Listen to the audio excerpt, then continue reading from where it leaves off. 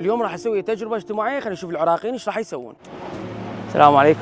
السلام ورحمة الله. ولو انتو يعني شفتك واقف يعني صراحه اني مستحي من يمك. قول عين. انا بيتنا بالنجف وجيت هنا ومحفظتي ضاعت، وهسه لا عندي فلوس غدا ولا عندي فلوس اروح ارجع لاهلي، وصراحه يعني انت ولو يعني وضعيتك تعبانه هاي، بس انا ما قدرت اوقف اي واحد، فتقدر تساعدني؟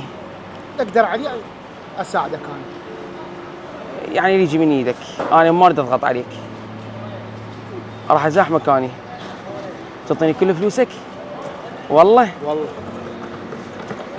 يعني هسه انت اعطيتني كل فلوسك. هاي تقريبا ما ابي اقل ال 10000. لا يعني فوق العشرة. يعني تقريبا اي بهالحدود. 10 12 تقريبا. بارك الله بك والله. يعني اول شيء اني ما محتاج.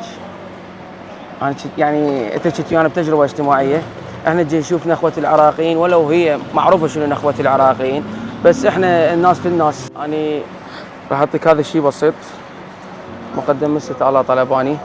هذا يعني هاي كهديه مقابل موقفك اللي سويته، يعني موقف انساني ويعجز يعني صراحه، يعني يعجز اللسان عن الوصف. وبارك الله بك. الله محتاج شيء؟ لا سلام.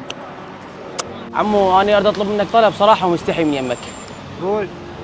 اني بيتنا بكركوك وجيت هنا لبغداد وضاعت محفظتي، فاريد ارجع لاهلي واني صراحه مستحي من يمك، واني ما شفت يعني ما اقدر اوقف اي واحد بالشارع واقول له. عمي تدلع شو تريد تقول؟ يعني اريد بس كروه اني. ايه جدي كفي. يعني كروته تقريبا من 5000 الى 10000 اني ادبرها يعني. والله عمو شوف، الله وكيلك ما عندي بذني. وتنطيني انا ذني؟ ايه ليش لا؟ ايش قد ذني؟ والله ما اعرف. يعني تقريبا بين 3000؟ ايه تقريبا. والله عمو انا ما اعرف شو اقول لك، يعني اول شيء انا ما محتاج. اي بس انا جاي اسوي لك تجربه اجتماعيه. واكو هناك الولد دي يصور، فهاي ترجع لك. وطبعا بارك الله بك. احنا العراقيين كرماء والناس للناس. هذا ظرف مقدم من ست آلاء طلباني بشيء بسيط، هو يعني كهديه. تمام؟ محتاج شيء عمو حبيبي؟ تسلم لي. شكرا عمرك. اذا اجيتك وقلت لك ما عندي فلوس وتعطيني مي ببلاش، والله اريد واحد. احنا حتى الصغار عندنا كرماء. انا ما اريد شيء ببلاش، بس راح اعطيك فد هديه.